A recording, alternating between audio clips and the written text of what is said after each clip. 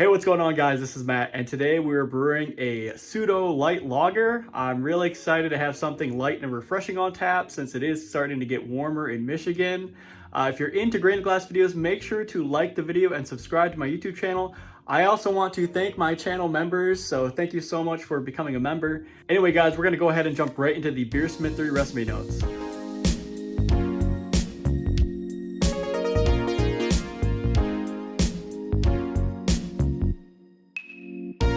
Okay, so next to go over the Pseudo Light Lager. For the malt bill, it's very simple. We're using 77% Pilsner, and we're using around 23% Flaked Rice.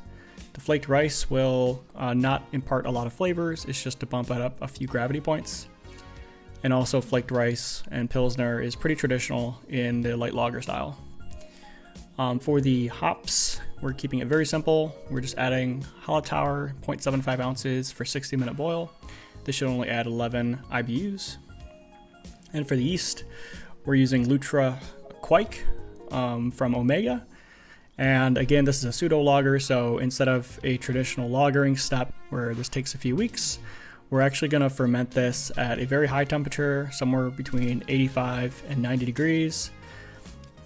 The fermentation should be done within 2 days, but I'm going to try to let this clear out as much as possible, so I'm probably going to give it a whole week to let it try to clear out as much as possible in the fermenter. Next, we can go over starter information. So the Lutra Kveik adds around 144 billion cells, and it only needs 121 billion, so there's really no need for a starter here. Next, to go over the water chemistry. This is a very simple water chemistry. We're leaning a little bit higher on the sulfates than chloride, but it's very subtle. Next, we're going to go ahead and jump into the brew day. We first double crush our grains to get a fine crush.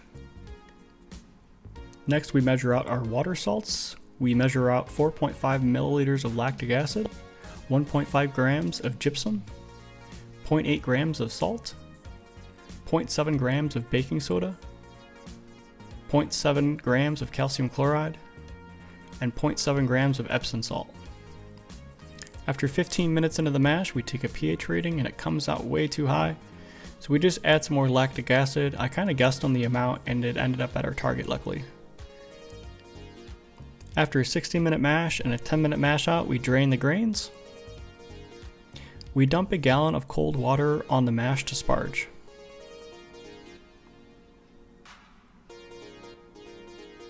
Our pre-boil gravity measured out to around 1036. Once the wort hit a boil, we add 0.75 ounces of Hallertauer. This is our only hop addition. Once we have about 15 minutes left, we add 2 grams of Y-yeast nutrient. We also add some Irish mouse to help with clarity. Next, we aerate the wort to get a lot of oxygen for fermentation. To wrap up the brew day, we pitch our Lutra Kveik from Omega yeast. Our OG measured out to around 1040. We ended up pitching at around 80 degrees and we set our ink bird to hold 90 for a week. After 1 week, we get our keg ready by purging the keg of oxygen. We start our low oxygen transfer into the keg.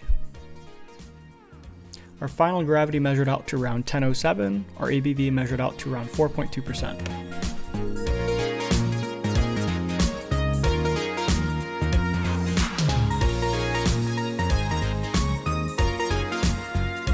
So here we are at the end of the video where we talk about the brew day and then we also talk about tasting notes at the end. This is the Pseudo Light Lager. So for brew day, there's not a whole lot to talk about. The biggest change and the biggest thing that I want to mention is that we use gelatin for the first time for cold side findings. I've never used gelatin before. I typically wouldn't. I'm not really one to care about how clear my beer is.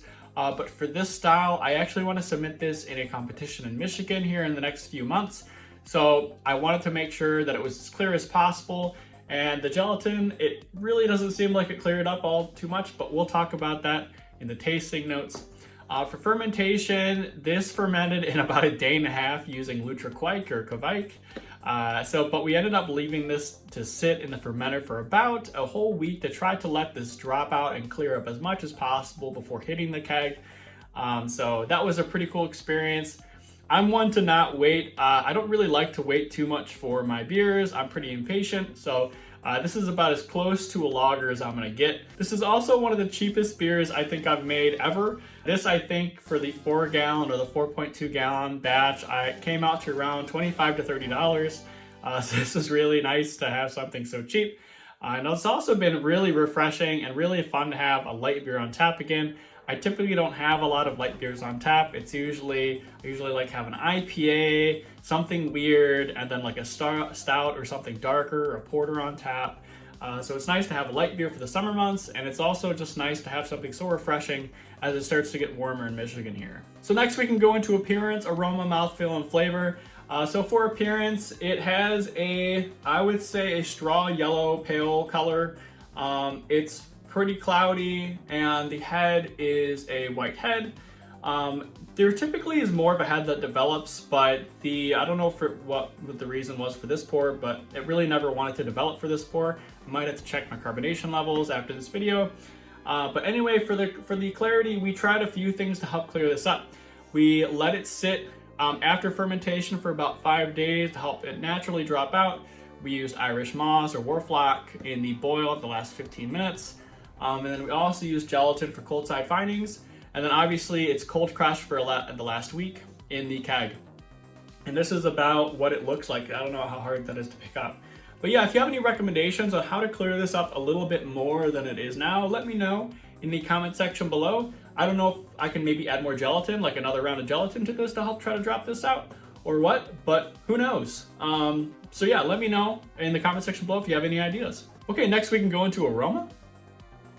So for aroma, there really isn't a whole lot going on here. I would say the only thing that I'm picking up on the aroma is a sweet malt flavor.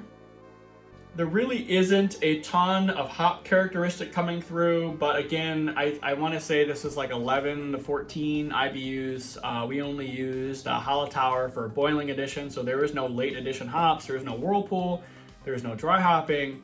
So really, the hops really aren't the star of the show in this beer, and that is really picked up based on the aroma, because I'm not really picking up any hops, which you wouldn't expect to. Next we can go into mouthfeel. Yeah, so for mouthfeel, I would say it's a light mouthfeel, and it's very refreshing as well. It's really hard for me to just have one of these. I usually, right after work, I typically pour one, and then I finish it way too fast because it's just so dang refreshing, and then I end up getting a second one. So I don't think this is gonna last very long. My wife also really likes this beer, which is cool to have something that she also enjoys on tap. But yeah, the mouthfeel, it's a light mouthfeel, it's refreshing. There's really not much more to talk about than that. Lastly, we can go into flavor. For flavor, it pretty much mirrors the aroma. I would say it has like a sweet malt flavor, but that's about it. There's not a lot of complexity to this. There's no hop flavor in this as well. As far as bitterness is concerned, it's just not, it's not bitter. And then also how it finishes, I would say it finishes maybe slightly on the drier side, but it's really subtle on that. And then also for aftertaste, I would say it does kind of have like a grainy, malty sweetness finish to it that does linger for a little bit. But that's about all there is to it. This is a really simple beer. There's not a lot to it. It's supposed to be something light that everyone has had before at some point, so it should be a familiar beer for people who don't drink a lot of beers. But anyway, guys, thanks so much for watching this video. Make sure to like the video and subscribe to my YouTube channel for more content like this coming out in the future. Anyway, guys, that really covers it for this one. Thanks for watching, and I'll see you in the next one. Cheers.